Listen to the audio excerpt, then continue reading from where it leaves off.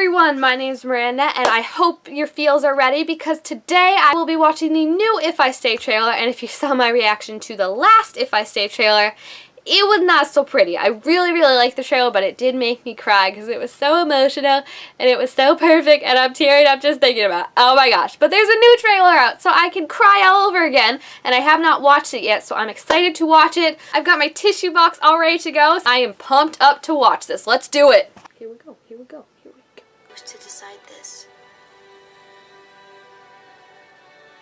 How can I possibly stay without Mom and Dad? How can I leave without Teddy? Or Adam?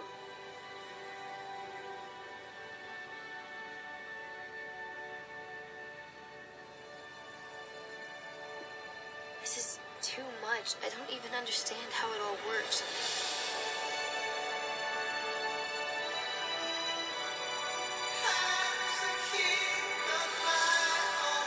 Why am I here in this state that I'm in, or how do I get out of it if I wanted to?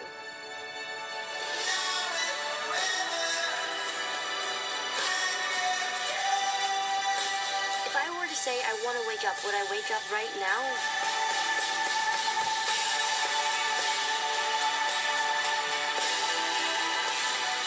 But in spite of it, I believe it's true.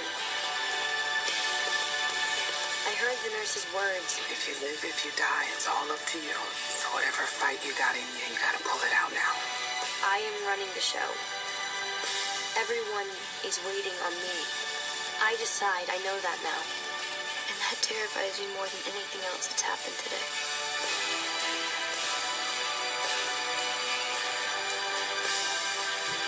Don't do anything if you stay.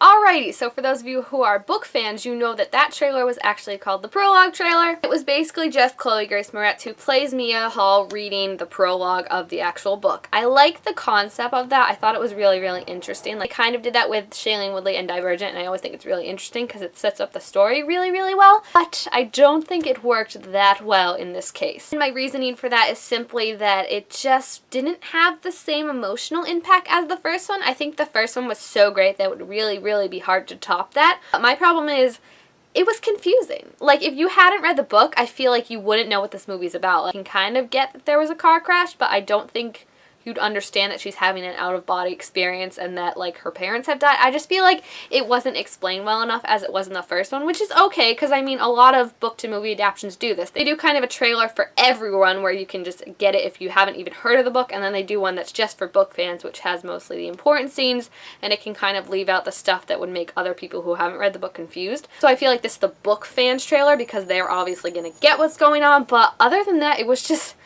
weird, because it was, like, depressing and, like, sad, and, like, I like that the last one kind of went with that it was playing a sad song, Say Something, and it was like, this is a sad story, but it's gonna have hope. Whereas this one was talking about, like, a girl being like, I don't know whether I should stay or go, but I know it's my decision, blah blah, and, like, all these people like, just stay me, and crying and blah blah, and it's like happy uplifting music playing in the background, and it's like la la someday, and I'm, what no, this doesn't match at all, and they absolutely knocked it out of the park with Say Something and the tone of the movie. So I'm really disappointed that that's the song they ended up going with, and it just wouldn't make me want to see the movie. Honestly, if I hadn't read the book, I'd be like, this looks weird. And, like, I don't get it. Why is it happy, but, like, everyone's talking like it's sad? I do like the clips, though. I think it's very cute. And like I said, I like the idea of reading the prologue. I like how they interjected the clips in it because you can really see how true the movie is staying to the book. You see, like, her parents and her kind of trying to make this decision and how overwhelming it is. And I feel like Chloe Grace Moretz is going to knock this out of the park. I said it before. She just looks like she absolutely nails all the angusty and the, like, conflict in Mia, because it's a huge conflict. Normally in young adult books, the conflicts are very huge, but they're also otherworldly, whereas this, it's still a huge and kind of unbelievable one, but it's very real and very human, and I think she's going to play it very well. I feel bad because I still don't know who was playing Adam. I was supposed to look his name up. I think it's like Jamie Buckley or something, I'll say.